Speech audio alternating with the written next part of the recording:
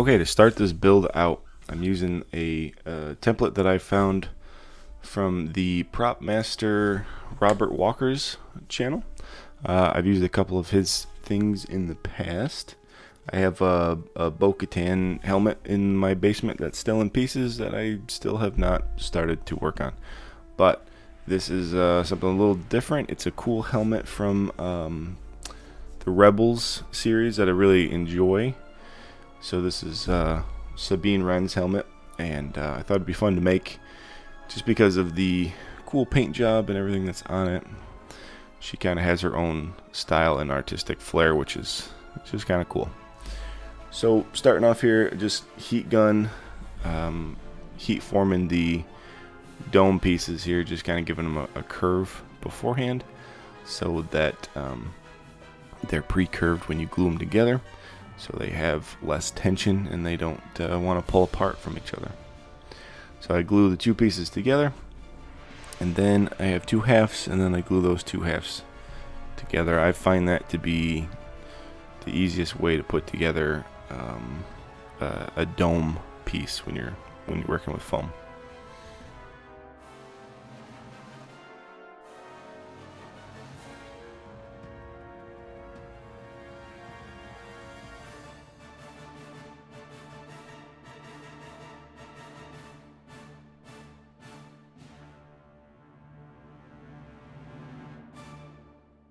So now the dome is finished here, and I got the cheek piece. I cut this all out, and what I'm using was just some cheap floor mat foam for the base, and then this white piece of foam here is some 5mm craft foam. I wanted the inserts to be a thinner material so that the cheek would flex more. Something a little different. That's kind of the way that he has his pattern set up, and it's kind of the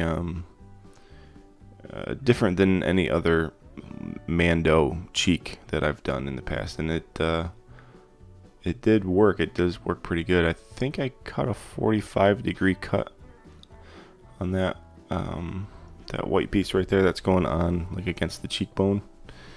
I think a 45 helps you get a little bit of a better curve.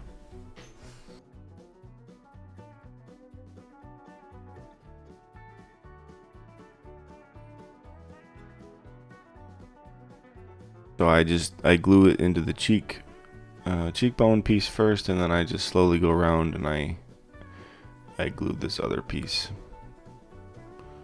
I don't know what you would call this piece, like the jaw, maybe the side jaw piece. You see there, I line the front up first to make sure that the front is as flush as possible, just to make sure that your pattern is kind of going the way that it's supposed to, and it kind of forces the rest of the foam to squeeze into shape where it's supposed to be. So this back piece here is all one piece. I preheated it to be that curved again, just to hold its shape. So it's not you're not gluing a straight piece of foam on and making it curved, forcing it into a curve. The heat treated, it just kind of stays curved like that, like after, and you don't have to worry about it trying to like spring back.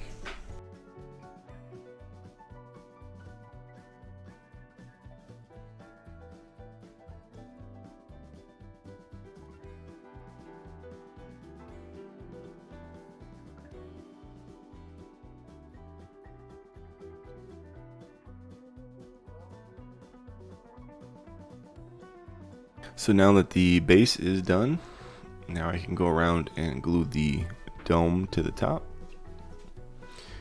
I line up the center line with the center line on the face in the back. I use a piece of paper in half, just so the glue does not stick to each other while I'm lining up the other half.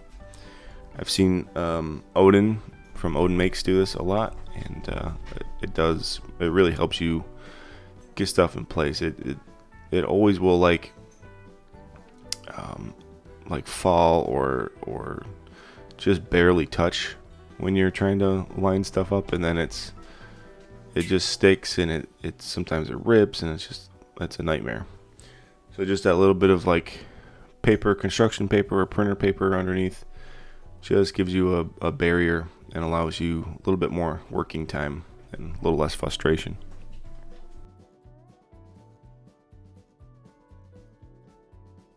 So once it's kind of in place, I just go around and I just kind of use my finger just to kind of smush and tack it better. Then I use this stone bit on my rotary tool here, and I'm just kind of feathering out the seams.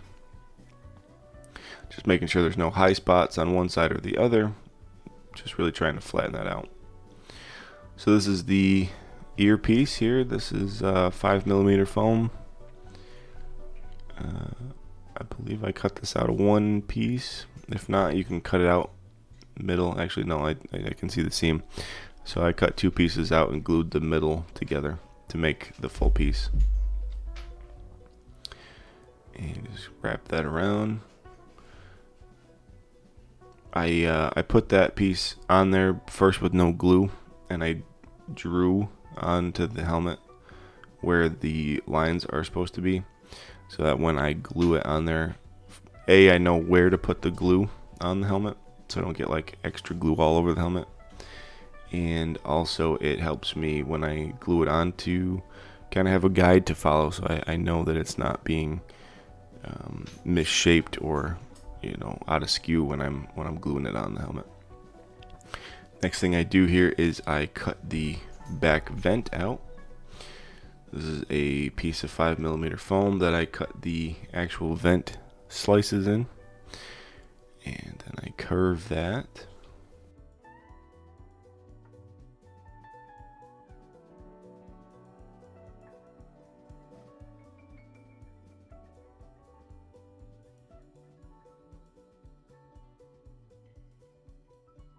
And then I glue that in there just like that. It has a little bit of a curve to it. Now these ear pucks are the same floor mat foam. Cut them out, rough cut the bevels in just to get rid of material. Then I go through with my sanding disc and I just smooth them out, feather them out.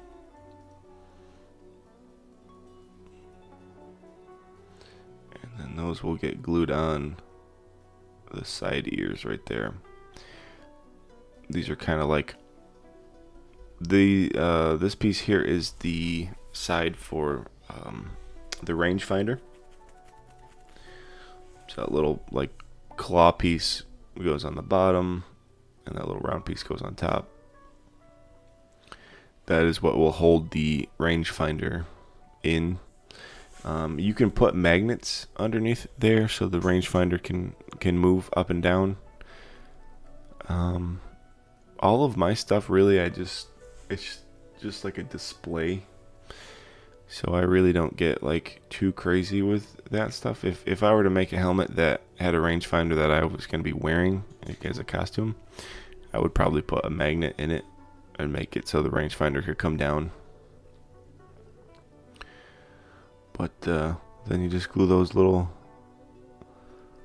dart pieces on the side, and then the rangefinder part on the right side.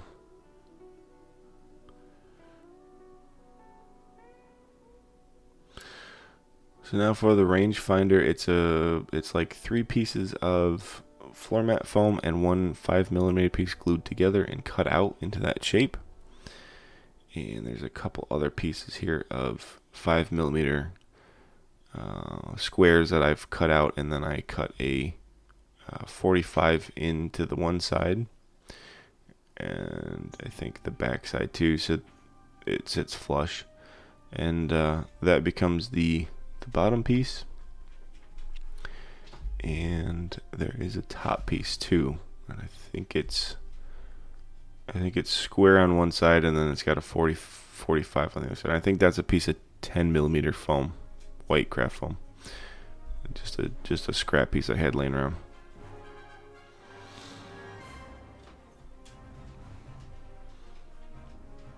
And that is it for the rangefinder itself. So now that everything's glued together, I can go through and I can trim out the visor. I like keeping the visor in place because it kind of holds the shape for you. And the biggest thing with this is that I plunge my knife in and I do a drag. I drag the knife through the shape. I'm not trying to saw or cut in and out. I'm just trying to do one solid cut line so that that seam is smooth, because you will see that seam. And then to do these little corner pieces, I go in with my hobby knife and I just kind of clean those peaks out. And you can go in with your Dremel and sand that line a little bit. If it's not a super clean cut, you can kind of sand it down a little bit too.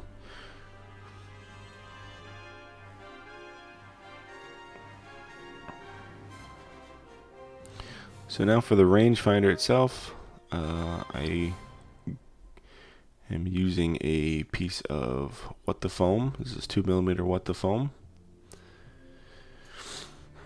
And so I use 2 pieces of that. I have this wire. I think this is just a little bit of, like, man, I don't remember. It's like 20 gauge wire that I have just laying around. It's just the stuff you use to, like, you can hang stuff up, or it's not like electrical wire. I really don't remember what it is. It's honestly just scrap stuff that I've had forever. So I just kind of use that and sandwich that together so that foam is pretty rigid. That's why I like using it for stuff like this. But also that wire in the middle just gives it that extra, like, sturdiness, so it doesn't flop around as much.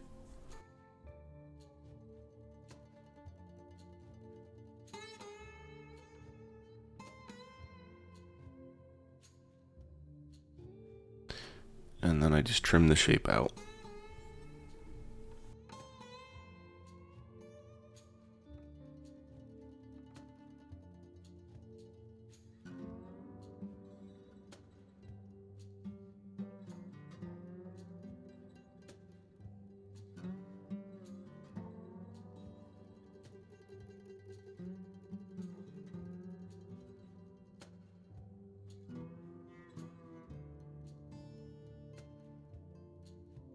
So then that stem gets glued on the bottom of the rangefinder there.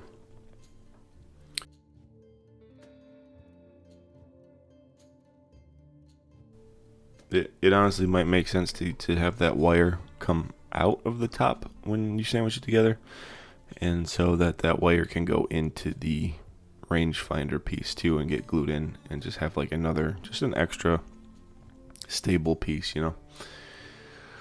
So next thing is I go through with some Plasti Dip, and I do like 4 coats of Plasti Dip on this thing.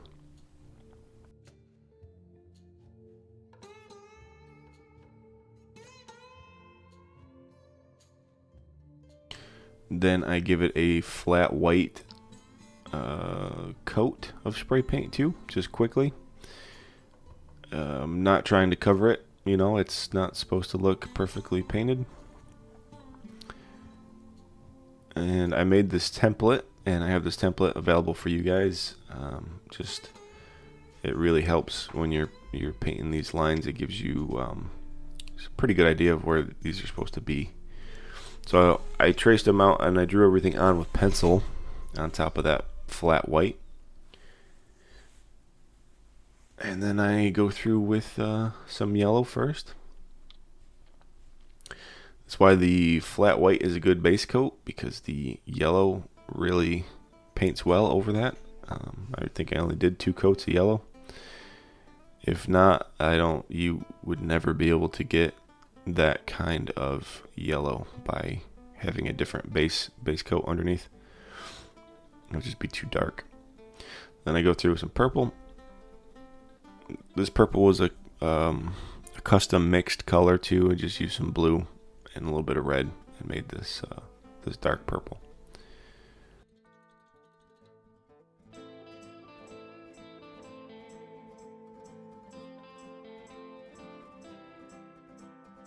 I'm using a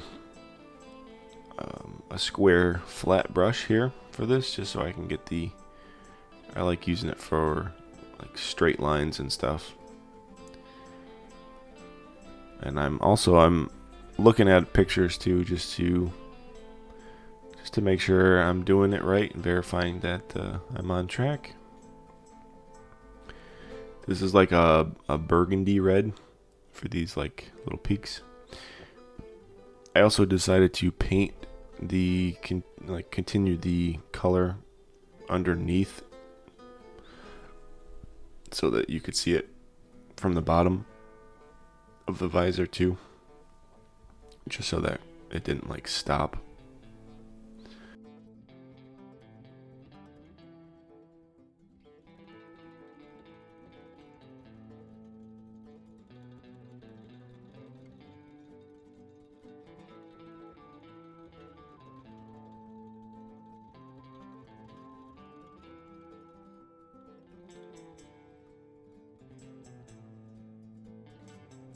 This is the part, honestly, that I really enjoy the most out of like any prop. This is the part where it really starts to come together.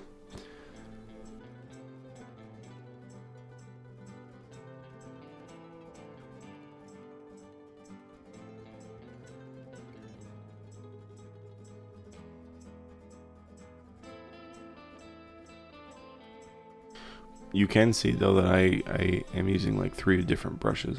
I switch brushes out constantly. I had that smaller flat one for the smaller parts that I needed to be flat, and then right here I switched over to like a fine tipped brush to do those little tiny thin squares. And now I'm back to the small flat square one. And I mixed up a little bit of dark gray just to paint the inside of the cheek.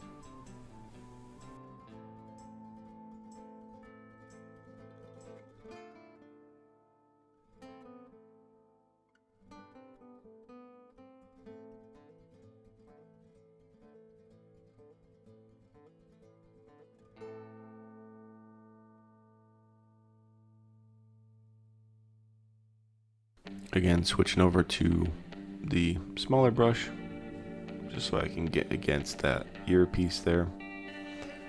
It just gives you a little bit more control.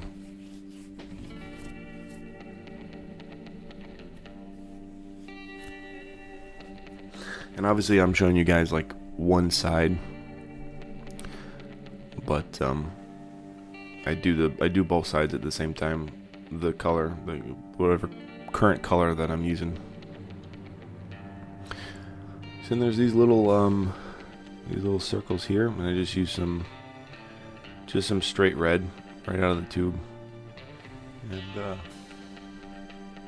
And by the time it's weathered and everything, you really can't tell that these are 2 different reds. Which on her actual helmet you can. It's more of a bright red, but it's not that big of a deal, honestly.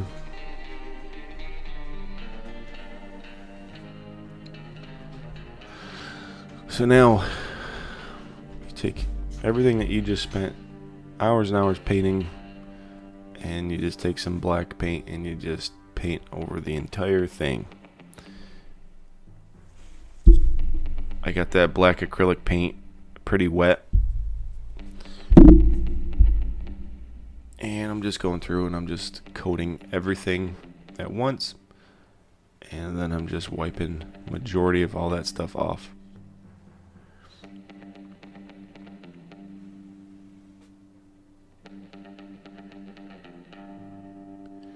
There's a couple areas where the paint kind of soaked in and I didn't really like the way it looked, so I just put a little bit of water on this rag here and just trying to clean that off a little better.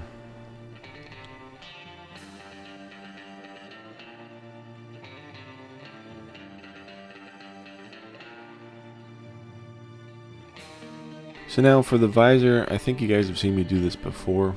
This is going up on my wall, so I don't need to be able to see out of it. And instead of spending the money for the welding visors that I usually put in, I just put in a little piece of construction paper in, and I hot glue that in place, and then I paint it black, and up on the wall it looks good. It looks like it's got a visor in it, and if I ever were to like sell it or wear it, I would just put a welding visor in there. And that's pretty much it, you guys. That's it for the Sabine Wren helmet. I hope you guys enjoyed it. And I do have a Bo-Katan helmet in the works. That's another helmet that I'd like to make, especially with Mando Season 3 coming up. Looks like Bo-Katan's going to be a pretty prominent character in that season too. And I've always loved her and her helmet, so that is on the list for sure. And I will see you guys for another video next week, hopefully. And if you like this video, make sure you like it, share it, and subscribe if you want to see more cool stuff like this. Alright, catch you guys later.